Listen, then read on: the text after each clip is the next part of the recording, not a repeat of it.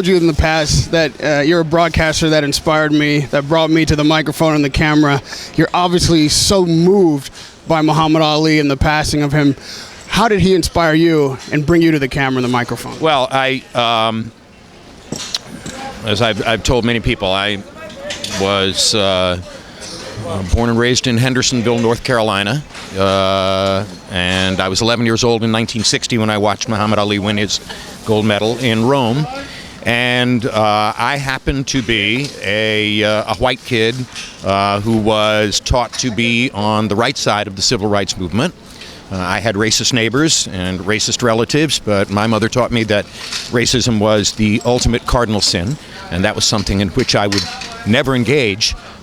So for Cassius Marcellus Clay to come back from the Olympics using a slave name to taunt the white establishment automatically made him my hero.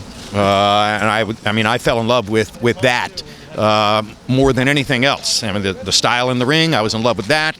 The persona outside the ring, I was in love with that. But most of all, I was in love with the fact that he was, to me, the bravest and most indomitable of all of the advocates for racial equality in that difficult and spirited time.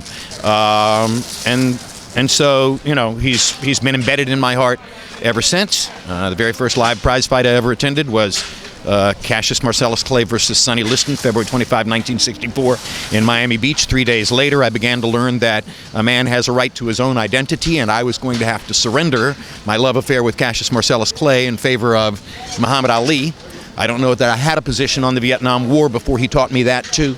I'm like millions or hundreds of millions of Americans and other citizens of the planet who, beginning in the 1960s, learned a lot of what I think I know about life and love from that man. And lastly, you know, you're one of the people who had the opportunity to be around him and to travel through the decades as his career ended and it flourished.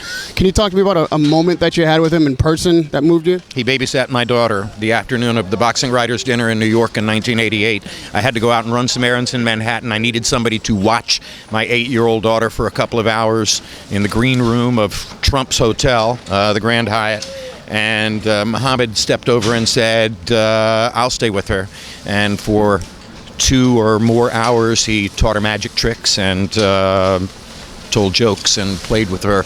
And she's 36 years old now, but she'll never forget it. In a moment like this, you talk to your heroes and tell them what they mean to you. I'd like to thank you for your work in the decades that you've inspired me. Thank you for the time. Radio Raheem with Jim Lampley. All right.